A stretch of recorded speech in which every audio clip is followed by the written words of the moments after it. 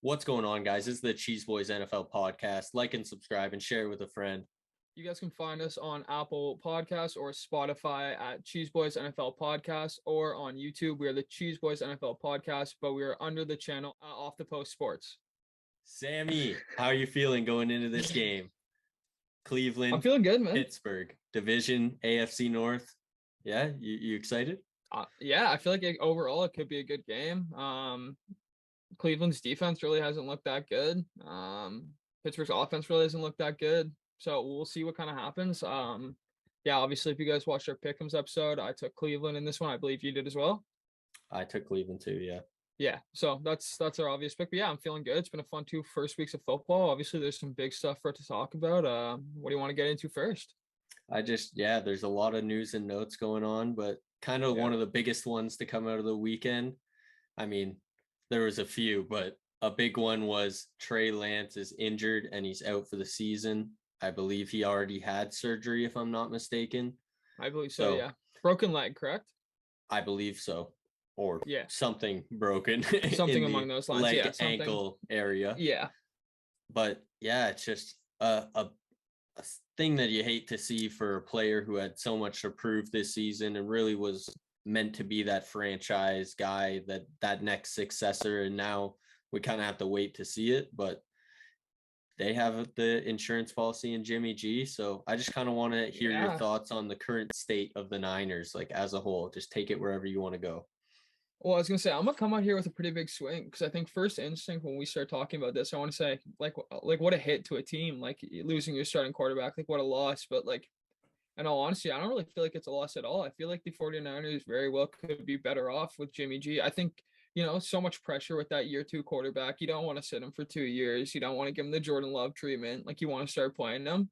But I think a lot of NFL coaches, GMs would still take Jimmy G to play right now over Trey. And I think he kind of proved it this game that he's still better at managing an offense and he still knows what he's doing with the ball more. So overall, obviously hate to see Trey go down. Like you hate seeing injury like that, second ever game starting as an NFL quarterback. Like it just sucks. It's a shitty situation, of course. But yeah, I think if you're a 49ers fan, I think it's a lot different than first reaction Dallas Cowboys fan after you see Dak go down. Like obviously now you have a little more trust in Cooper Rush, but yeah, it's just I think they could be all right. I have a couple ways that I want to go with this. So first I just want to start like it would have been so nice to see what Trey actually could have done, because I feel like if he played a full season, he could have shown signs of improvement, just stretches. They could have expanded the offense more. Like, I just really wanted to get the full Trey Lance experience. Jimmy G. But are they better or worse with Jimmy G? Jimmy G, I think will make them better for this year is what I'm saying. Like, Trey Lance might have had a higher ceiling, but it's still, that's the question mark, where the known is you can win games with Jimmy G. You can win playoff games with Jimmy G. And the scheme that they run with Jimmy G was different. Like, I believe they threw a lot more just like quick, short dump off passes. So Jimmy might be better for the now, but when you give up that much for a guy, to see him just keep sitting it's because it, like you said with Jordan Love, but did they trade 3 first-round picks to get Jordan Love? Like, you know what I mean? Like, there's so much riding on whoever, Shanahan, John Lynch, whoever was pounding the fist, like, I want Trey Lance. That guy is sweating because he needs Trey Lance now. Like, year 3 is going to be a huge year for whoever made the decision to mortgage the next 3 years of the franchise on a guy who we haven't really seen play football yet. So that's kind of one way that I want to take it. And then another way with the Niners is just, do you think that with Jimmy G, are they the best team in the division? Because we were kind of discussing before how the Rams have kind of looked off. I mean, it's super overreaction to what just happened to the game. And if I'm going to be honest, I'll say this. I don't think they are, but doesn't it just kind of raise the question that that division doesn't feel like as much of a slam dunk just because all the teams in the first 2 weeks, like just if you're going off what you've seen on tape. Yep. No, I'm with you. I would say I would still be on the Rams to win the division, even with Jimmy G. But I definitely, personally, I think they have a better chance of coming out this year and winning more games with Jimmy G at quarterback. So I don't, it's obviously it's an overreaction. It's a hot take for anyone to make, but I think, who knows? Maybe. But I think kind of more the point I was trying to get across, and it came to me while you were talking about it, was do they have a better chance of potentially winning this division if Jimmy G is their starting quarterback? Yes, I would say yes. And I would say, of course, obviously the arguments are going to be made even more right now because the Rams haven't looked good. And it doesn't mean like these first 2 weeks. We both said we're taking the Rams, but like you're saying, they came out the first 2 weeks and like nobody's shown that it's like and it is the Bills, which is now like a new thing that you have to say. They did play the Bills, because that might be like a little asterisk around like teams who have bad performances early on in the year, because we will dog their record, but it's like, oh yeah, they did play the Bills. Real quick, end of October, I'll be watching the Packers play against the Bills in Buffalo, and I'm kind of nervous. I'm not gonna lie. Hey, they're golf buddies. Maybe he'll just throw one to Aaron, just because. True. Actually, did you end up watching the Pat McAfee Aaron Rodgers Tuesday yet? I did. From this week. So you heard him talking about how he likes watching Josh Allen. He likes watching the guys that he's friends with, and that's one of the guys he chooses to watch. I like to see it. It's good. He's a people person. I don't know why people hate him, man. Yeah, it's good to know that Aaron has friends, and hopefully feelings, emotions. Yeah, emotions. Yeah, hopefully that's what ayahuasca does. Yeah. Hopefully he reconnected with his family. But shut up. If Jimmy G were to get hurt, which this is not being discussed, I feel like everyone's talking about this. I just wanted to touch on this one last point with the Niners. Sorry to go back on it, but I just wanted to quickly touch this. If Jimmy G gets hurt, when has Jimmy G played a full season? It's still 15 games here. In all seriousness, do they have a decided backup yet? Do you know? I don't know. I don't know. I don't know the roster exactly, but I would assume it is one of those guys that has been there for a while, or all the time. They just let them go and they come back, like Beathard or Sudfeld, or they just kind of bring in these Is there any backup free agent kind of remaining quarterback, like Cam? I guess is the Cam. He played a bit last year. I'm just trying to think guys who might have even played some ball last year that are available. I think backup quarterback has just become such more of a commodity that teams actually search it out now. I don't know. That's a really good question. I think if Eli Mitchell's out till when? Week 8? I think. Is that wrong? Week 9, somewhere around there. I hope I'm right, because I don't want to get clowned, but I think that's around where it is. I think you're right, but I think you gotta lean on the weapons that you have if Jimmy goes down, and you gotta pray Jimmy doesn't. If Jimmy goes down, then I would guess that unless you guys have your Cooper Rush that we don't know about, then it might be tough sledding. But knock on wood, baby. Stay healthy. That's what I'm saying. I'm praying that he does stay healthy, but I'm just saying that history tells us he has not played a full season in a while, if ever. Potentially. I'm not sure the exact stats. I should have done my research. I apologize, but if he has played a full season, it's probably one full season, because it feels like he always misses a few games. He'll only have to play 15 and a half this year. So, that's technically not a full season. That's still technically not. Stop. So taking it now, I just kind of want to run through some 0-2 teams. Okay? Yes, sir. Run through. We got the Carolina Panthers, the Tennessee Titans. This one is a questionable one. We will discuss it and we will explain ourselves. The Indianapolis Colts.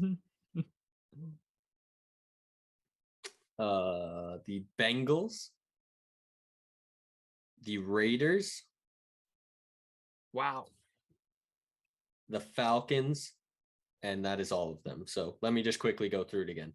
Falcons, Panthers, Raiders, Titans, Colts, Bengals are all the 0-2 teams. Quick thoughts. Honestly, I would say underwhelming games from all of them so far, except for maybe the Raiders are probably the standout team to me that I would say have played better than kind of having that record probably. Titans had a bit of a tough. I would disagree with that take, to be honest. Really? Derek Carr threw 3 picks in that Chargers game. I agree the defense did look good and Davante Adams looked good, but Derek Carr also just he didn't look that. I would say Derek Carr has looked kind of the most disappointing. Josh McDaniels offense, and also you're up 20-3. Yeah. At halftime, and then your offense gets 3 points. Like it's Derek Carr, Davante Adams, Josh Jacobs. Like, how are we putting up only 23 points with Josh McDaniels' offense? Like, I thought he came here to make Davante Adams and Derek Carr explode.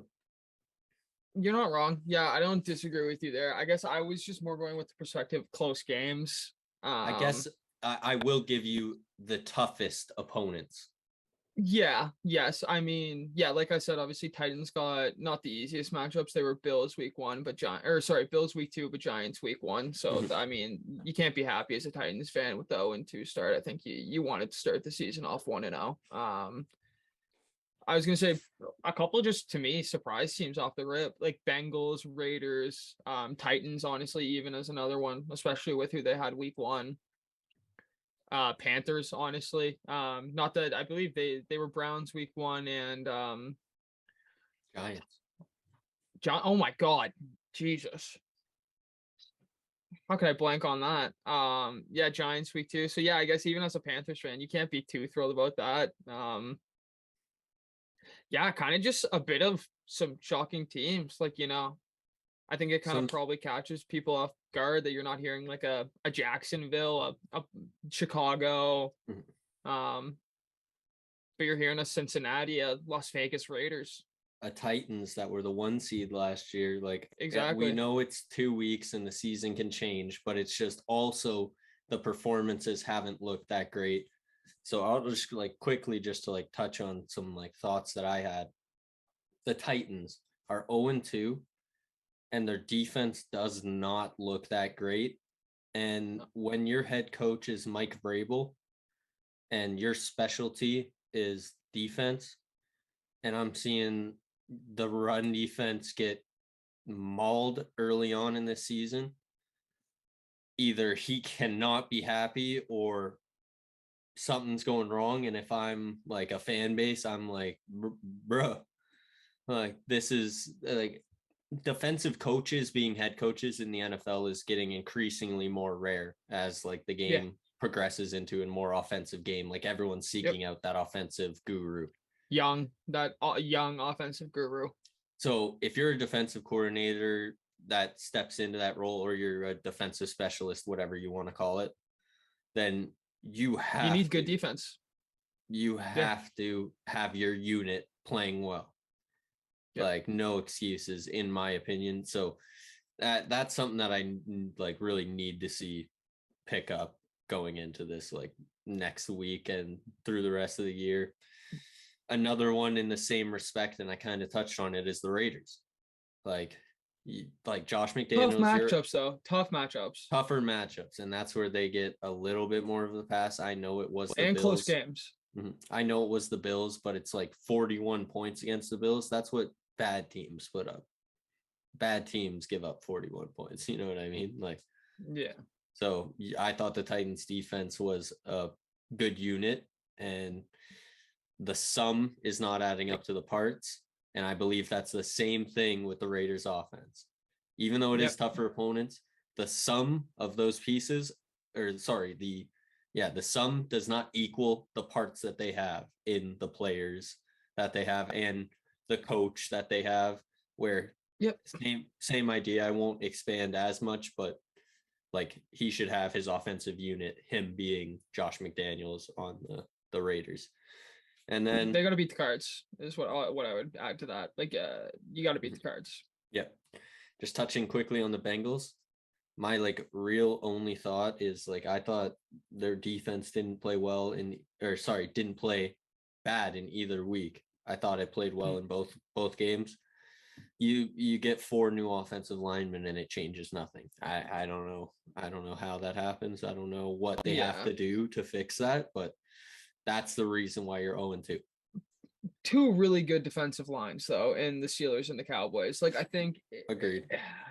Like that's 2 really tough first tests. I mean, you could argue, especially because TJ was healthy, like you could argue that the 2 best pass rushers maybe in the league outside of Donald would be the only other argument in Michael Parsons and in TJ Watt. So like tougher opponents, but yeah, I'm with you. Definitely you'd like to see those guys still play better. And while I do agree with that, I also look at how Tom Brady gets rid of the ball so fast. And in that game against the Cowboys, he had a rookie left guard and a guy who never played a snap at center. And he got sacked twice by Micah because Micah's a freak and he didn't get sacked by anyone else. And you could see it all game.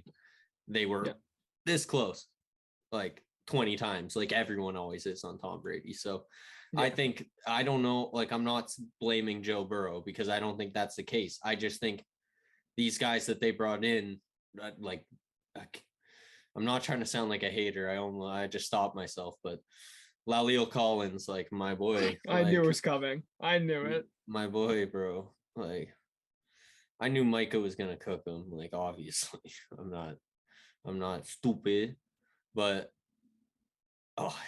he cooked them bad, and it just didn't look good. It looked like, and he got cooked week 1 too. Obviously, it's TJ Watt and Micah, like you said, but it was also Micah would rush from other places, and he was getting cooked by Dorrance Armstrong. He was getting cooked by D-Law. It was a tough game for him.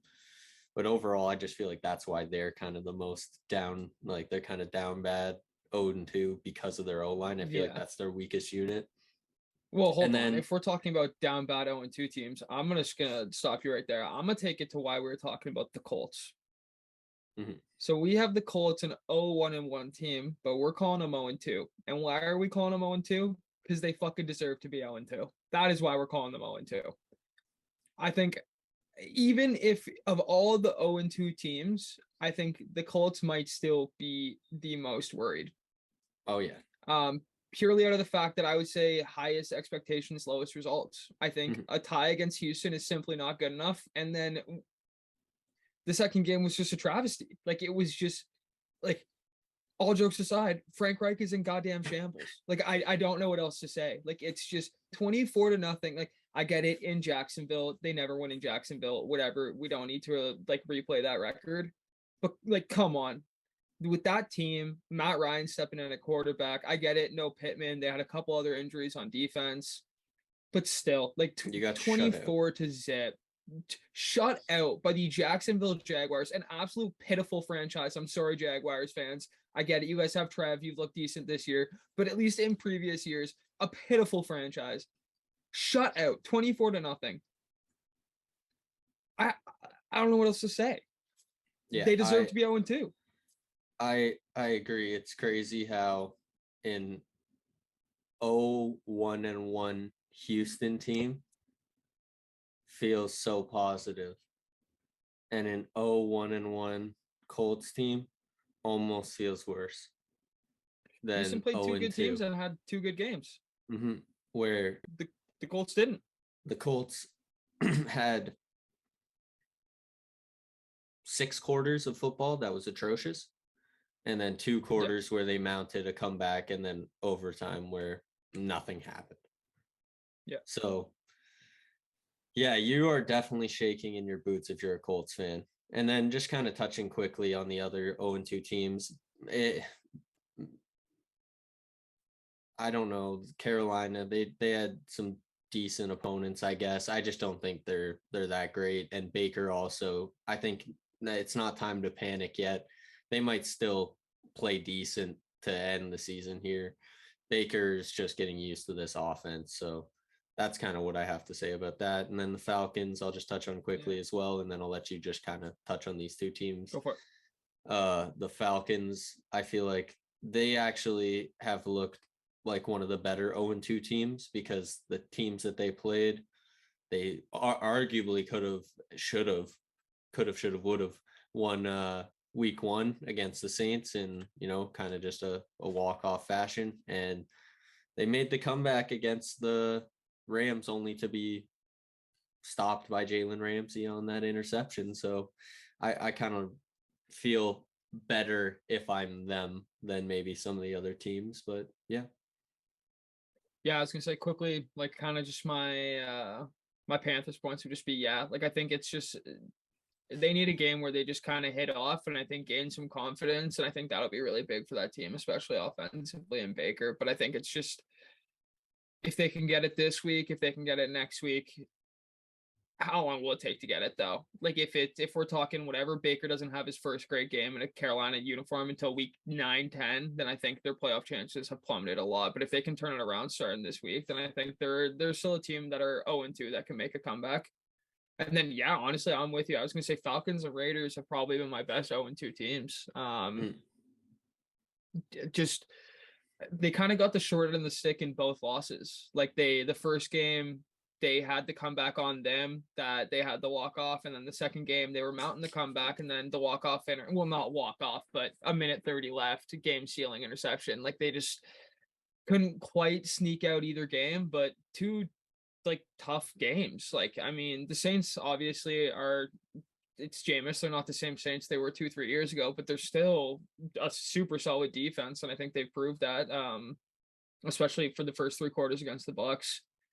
And then, I think the Rams game is just a tough defeat. It sucks having the ball with a chance to win it and then throwing a pick like that. That always really hurts. So, but I think they have a chance to turn it around and kind of, make some waves. Overall, I feel like kind of the maybe thematic talking point to come out of our 0-2 thing is that not all 0-2 teams or 0-1-1 teams are measured up the same. Some feel better and some feel worse. Just it's all relative. It's all on a scale. So I'm gonna kind of bounce off my 0-2 point, and I'm gonna ask you, who out of these coaches do you feel is hiding from the owner coming into work this week? They don't want to run into them and have to explain what's going on. I'll lob the floor to you, bro. Which okay. One? Okay, so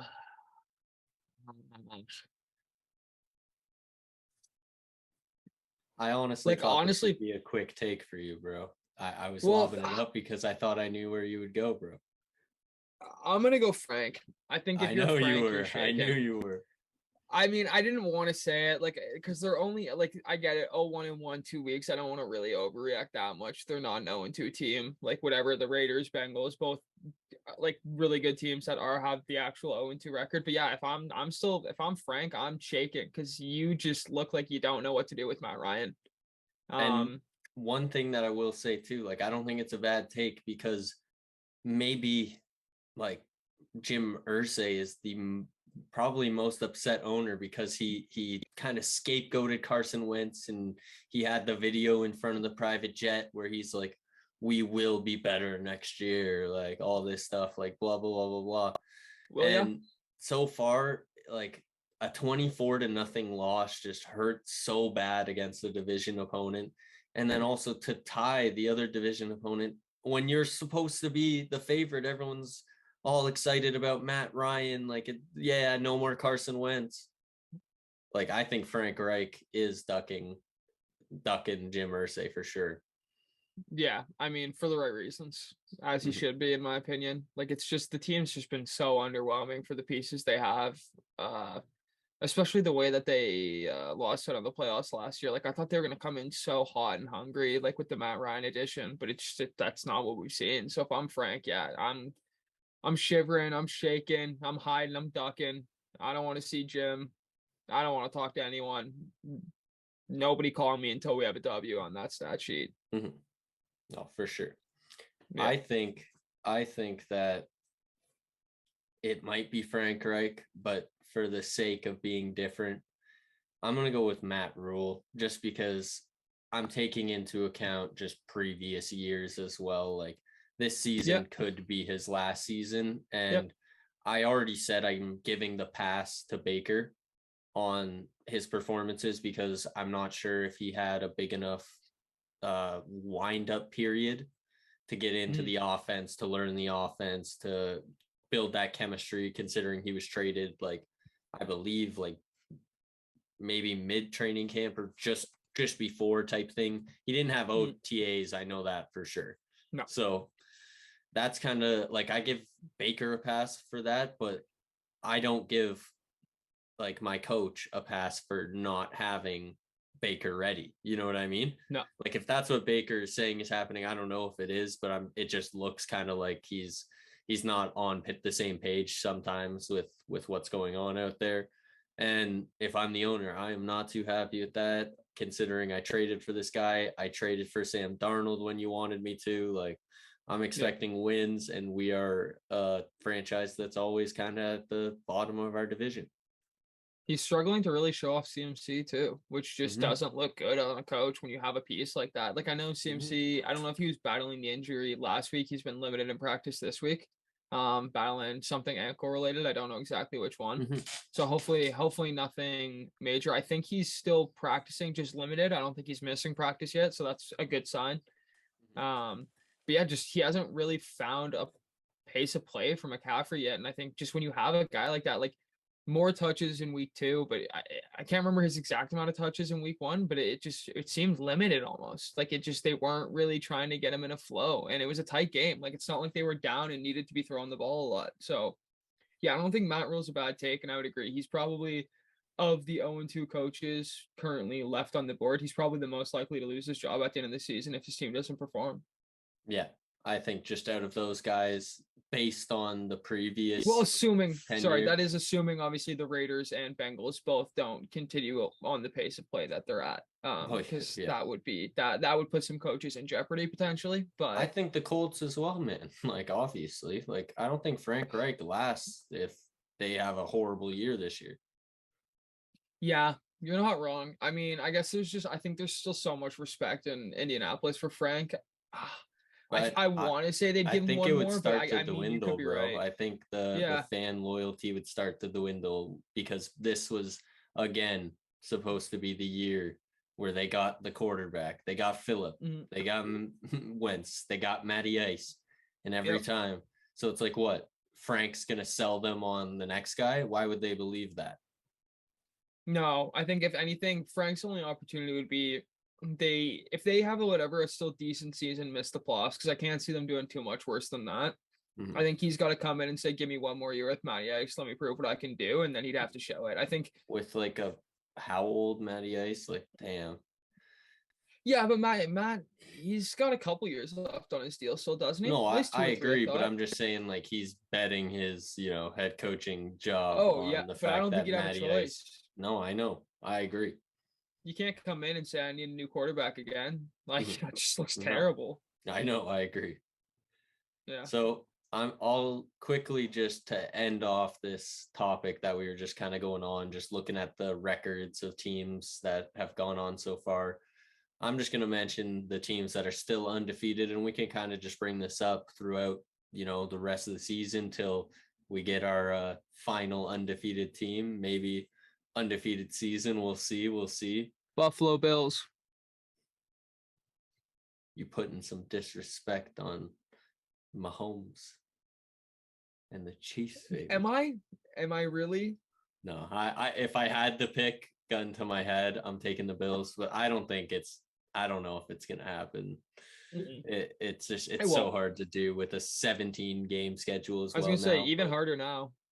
Looking at the 2-0 teams, Dolphins, Bills, Chiefs, NFC, Eagles, Bucks. So wow, 5 teams left. What? I think you missed one. Excuse me, sir. Are you forgetting a certain team in your division? I don't have it That on is my list. Who is it? I don't have it on my list, bro. You got to tell me. The New York Giants, my friend. Oh, damn. I don't know how I missed 2-0. the Giants as well. 2-0. So I was going to say, buddy, the Super Bowl sleeper. How do you miss them? I forgot you said that earlier. That's only 6 teams left. Feels like we always have like so many normally going into like week 4, week 5, and then they start to play each other and fall off. I think it was obviously it's always tough when you have that first Super Bowl team kind of weak because they always try to do 2 good teams, and that Rams kind of into Bills game was just, it was tough. That was probably too likely to be 2-0 teams that we automatically lost one from. I think you had a team like the Packers kind of lose first week, which wasn't super expected. Yeah, it kind of was based on recent history. All right. I understand what you're saying. Man. I appreciate it. I appreciate that. Well, we did better than last year against the Saints. They always start slow week 1 and then they turn it on. It's not a bad thing. It's just a warm up. Well, we're gonna have to really turn it on this week, so hopefully we can do that. But yeah, I think, like it's a couple good teams left, but yeah, it's definitely surprising how few we have. Yeah, no, definitely. But yep, kudos to all those teams. We'll keep looking in. We'll see if those teams win next week. And yeah, it's all I really feel like I want to touch on based on, wins and losses, records and stuff. Yeah. You want to kind of look at maybe some more individual players and just different kind of fun topics that I have and I want to get your opinions on. Yes, sir. 2 weeks into the season, who is your best QB wide receiver duo? Are you talking talent or are you talking connection? Give me both. Oh, okay. Now this is where it gets interesting. Okay. So if I'm going connection, to me that feels a little easier. There's a couple, obviously, just off rip. Like, you got a Cup Stafford. I think that's probably the favorite. A Burrow Chase is obviously a decent call. Honestly, you could even make an argument someone like Brady Evans, like their especially red zone connection is just ridiculous, like filthy. It's tough. I mean, maybe by the end of the year you could say Tay Carr. Week 1 was great. Week 2, not so much. Maybe they continue to bond. But I think if I'm taking connection based, I'm going Stafford Cup. I think based off last year, based off their first 2 games, he's put up 2 really good games numbers wise. Yeah, I think I'm going there. I think I'm going Stafford Cup. And then talent wise, that's tough. I mean, it's a lot tougher when you lose Aaron Rodgers and Devontae, because I think that's kind of if anyone asked that question last year, I think that's the lock pick for both answers, in my opinion. Yeah, I don't know. That's tough. I mean, Mahomes, Kelsey.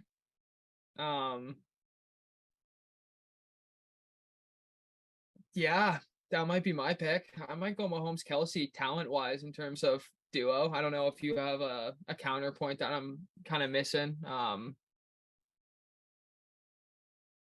But yeah, I think I'm going Mahomes, Kelsey as that would be my talent one, and then I think Cup Stafford would be my my connection one. All right, I like your picks, and I honestly really did debate both of your duos, but I did not go with either of your duos. Connection wise, I'm going Diggs and Josh Allen. Oh, I forgot about Diggs. How did I not even mention Diggs Allen at all? Oh my God. Wow. And for talent wise, I'm going Diggs and Allen. I was gonna say I knew I was missing someone, but I couldn't connect. Wow, that's a big miss by me. No, I don't know if I would say that they're both. I mean, they're definitely up there. I feel like connection wise is tough. I feel like it's probably it's Stafford Cup. I think if you're taking the first 2 weeks, connection. Yeah. But then talent. But I would change my talent. Yeah. So I think we do agree in the end. I think. Yeah. But I also think you could make the argument that Josh Allen and Diggs might have both those categories locked down. I think it's honestly, to me, it's harder to tell because the Bills offense, they just spread the ball so much more than we see a lot of these connections do. So it's just, when Kupp's getting whatever 11 catches and their next receiver has 3 versus Diggs bringing in 6 catches for 120 yards and 2 TDs, but Gabriel Davis beside him has basically the exact same stats. Mm-hmm. Obviously their connection isn't nearly as good, but it changes the argument a bit. But yeah, talent wise, I can't believe I missed that. That's Diggs Allen. And I also feel like connection is something that when you bring that into play, it also is accounting for like how long they've played together and stuff like that. Yeah. So that's why like I don't think talent or connection wise, like a Jalen Hurts or AJ Brown is up there, but giving them their kudos for the first 2 weeks, they definitely have been a top duo in the first 2 weeks. And another one that I would say probably would have gotten more love was Kirk JJ. That would have gotten more love, but because of that Eagles game, if we're talking about 2 weeks in, connection, best duo, I think it's talent-wise, Diggs and Allen, and then connection-wise, Stafford and Kupp. I think we're kind of consensus there, but that was just kind of a fun just topic. Real quick, but hold on. So, real quick before you move on, quick shout out to the boy Keenan Allen and Herbo, because that's another combo that we didn't really talk about. But I think it's just because he does such a good job of spreading the ball too. Like Eckler gets touches, Williams gets touches. It's it's a very spread offense. Well, Allen also was hurt for a week too, so it kind of just correct. Like kind of dropped him out of our mind, but when he's on the field, that's definitely another duo that is definitely up there. Previous years they've proved, deserved an honorable mention for sure. Yeah. So lastly, just kind of like any big like league-wide injury reports that you've kind of heard about? Yeah, I was gonna say the biggest one, obviously we touched on Trey. The CMC one was a big one to me. That's just something, in my opinion, obviously nothing maybe to concern about this week, but just something to keep an eye on, especially fantasy owners, myself included. Like, it's just, you hate to see it this early. Like, you don't want to hear that week 3 CMC's ankle is already bugging him. Yeah. So, yeah, I think that's a big one. Hopefully Colts can get some guys back. Yep, I do remember hearing that the Colts were supposed to get a few players back. There you go. Also, in the Buffalo game, I believe a player was carted off. I'm sorry, I'm not remembering the name. I believe it was a corner. But yeah, he got hurt, so I hope he's all right. I haven't really looked into it too much. I was going to say another DB, Marcus Williams, 3 picks, 2 games, 2 picks in that last game against the Dolphins. Yeah. Looked really good for the Ravens. So hopefully he can come back quickly. I don't know exactly what happened, but he went down late in that game and I don't think came back. There was only a minute or 2 left. So, but he's looked really good. So hopefully he can come back quick. And I will say just quickly as kind of a last one that I can think of that I've seen recently or heard recently. And we obviously haven't done a full mock-up of the report. We've just kind of what we remember noticing and what we've kind of heard just based on social media and stuff, more big time players, because we can't really get into every one on the 32 teams, but we will get into our guys a little bit more so I will say that Michael Gallup is expected to at least get snaps, and that the sounds of it is that Dak should be back for that 5th game that week, that 6th game. Excuse me, that 6th game versus Washington, I believe, is what they're targeting. So that's just kind of what I can say on the Cowboys. Honestly, the only injury update I think that's really kind of new for the Packers, I think it's still just kind of week to week for David Batt. Obviously, every Packers fan wants to see him back. Quickly to all you Packers fans that are out there on Twitter, I see you all over the place slandering Bakhtiari. I won't have any of this shit, okay? He tried to come back, okay? It didn't work. Give him his time. We don't need him for week 3. We don't need him for weeks 1 or 2. We need him in the end of the season in the playoffs. We'll be fine. We have Jenkins. We have other guys on the line. It'll be okay. Stop giving him shit, okay? He wants to play. I get it. He's the highest paid left tackle, and he's not playing football. He hasn't played in like a year and a half. I get it. It sucks, but give him his time. He wants to play, okay? I promise. Stop the David Bakhtiari slander. I will say, Packers fans slandering David Bakhtiari, that's messed up. But I see it all over the place lately, man. All over the place. Personally, I wouldn't have that, because I think I am so annoyed because of you Packer fans telling me that he was coming back, and that I was so excited to see the Giraffe and Aaron Rodgers back together. Here we go, big 69 on the field. And then we all were. Oh, here we go. He's out week 1. Oh, but he'll be back. Oh, he's out week 2. He's out week 3. I know. I can promise you that as a part Packers owner, it hurts my soul even more than it hurts yours. Okay, I want to see my players out there. That's all I gotta say, man. You got a phone, right? You got this thing called an iPhone. I want you to call up David Bakhtiari at the moment and get him on the podcast and tell him to explain himself, because yeah. I don't know if you're gonna write his check this week if he doesn't get in. If he doesn't play, I'm definitely not. No. They're gonna have to ask one of the 350,000 other shareholders to do it. Yeah, and I will not be. Why would they? If they're Packer Twitter fans, then they definitely won't fucking want to. Yeah. You always know there's that one guy who's like, it's okay, bot, I still love you. No, that's Sam. That's not me. It's me. All the Packers burners accounts that you see. Yeah. It's okay, David. Mm-hmm. We'll still love you. It's me. Yeah. Well, I do love bot.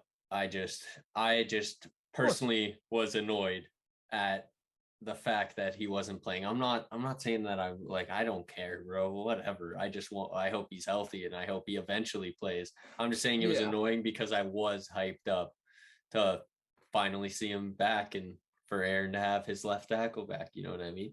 I know. It'll come. Mm-hmm. So to end our podcast here today, Sam. Yep. Biggest bust/surprises through 2 weeks. Yeah, so we touched a little bit kind of on busts in the O2 kind of segment. So I'm going to change up my answer from the Colts because I already kind of said that. And I'm going to switch it over to the Bengals. Ooh. So just a team we didn't really touch us quite as much. I don't really got to explain that much. Two, obviously, one divisional game and what tough opponent. But as a Bengals fan, that's a divisional game that you think you're going to win. And you're playing against a tough opponent with a fucking backup. So either way, there's no excuses. Points in that game. Only put up 17 so points. I would say my biggest surprise has been the Bengals, but primarily just kind of the flow and functionality of that team. Like offensive, disappointing, defensive, disappointing. It's just, I think I'm just surprised. It's not what you expected of not a Super Bowl champion, but a Super Bowl contender last year. Like they make that game and then they come out this year, start 0-2 with 2 just kind of piss poor performances. Yeah, I agree. So, They're definitely one of the biggest busts we've seen this year so far. And you can kind of lump in, I don't want to say bust. I hate that word. So I'm going to switch it over to the surprises. Like the Bengals have been one of the biggest surprises that they've lost their first 2 games. Surprising that they only put up 17 points against the Cowboys, and surprising that Joe Burrow has not looked great this year. Yeah. And, like we said already, we touched on it. I'm not going to get into it again, but I credit that to his O-line as well. But yeah, they're definitely one of the biggest surprises. I was going to say my only other surprise would be really the Giants. That'd be my biggest surprise too. That's where I was going to take it. So that 2-0 record. No. Yeah, I mean, it looks good. Like there's not too much to say about the games. Like obviously 2 really tight games. You win one by a missed field goal. You win the second one. I can't remember the exact score, but it was real tight. Dude, it was 19-16 again. 4 field goals made in the game to win it. Yeah, I was going to say, I knew, I thought he had kicked 4 field goals. Good now, the GOAT. Golden leg. Golden leg, baby. So yeah, it's just obviously 2 really tight games, which you don't love to see as a fan, but 2 wins are 2 wins. And if you're a Giants fan starting off 2-0 in the season, you got to be thrilled. Like, I mean, like you can't be like, you're feeling happier than me. You're feeling happier than TJ. So you don't really got much to complain about. I would say good on the Giants. Hopefully they can keep kind of this ball rolling a bit, and maybe they'll be the ones fighting the Eagles for the division and not the Cowboys. That would be, I don't know if I could handle that as a person who lives on Cowboys Twitter. I don't know if I could handle seeing that happen. I would honestly, the Giants winning could be worse than the Eagles, and that might sound like a blasphemous take, but it's just because it would be so unexpected that it would get crazy. But that's exactly where I was going to. It's surprising to see the Giants win these tight games because we haven't seen it before. It's surprising to see the Daboll effect throughout the whole team. It's surprising that Saquon actually did it and actually looks like he is back, like, knock on especially wood, week 1, knock on wood that he, that he stays healthy and everything. But even week 2, bro, I think he had 20 totes of the rock and 90 yards or something like that. Like he's still showing that he's not finished. And it's kind of that Geno Smith quote, like, they wrote him off, bro. He didn't write back. Like he's coming back hungrier. And I hope he does. I hope he stays. But for my sake as a fan and my sanity, I do hope it is a good season for the Giants where they falter off at some point, maybe cool off at some point and have a nice solid day ball season, but not like a big balls day ball season and they win the division. That would be very, very upsetting. But yeah, they were where I was going to go. I was going a 2-0 team versus an 0-2 team for my biggest surprise. Yeah, I was going to say, your guys' Giants is kind of like our division's Lions. You like to see them succeed, but only to a certain point. Once they hit, they're fighting for kind of that even record, you're like, all right, let's pipe it down. Take it easy. Pipe it back down. Take her easy. For sure. So I feel like that was a good episode of just going down through the news and notes. Sam? You feel good? I think solid episode. We'll do this every week. I think we're going to put out an episode where we just kind of ramble along. If you enjoy just listening to us talk about the NFL, it goes all kind of different places. Sometimes we have some pre-made topics that we wrote down, just kind of fun little ideas of things that we can say on the podcast. But for the most part, we're just kind of shooting off the hip, just whatever comes into the top of our head. And if you enjoyed, you can listen on Apple Podcasts and Spotify. Share it with a friend, like and subscribe. And as always, this is the Cheeseboys NFL podcast, and peace out. We'll see you next time. See you guys next time.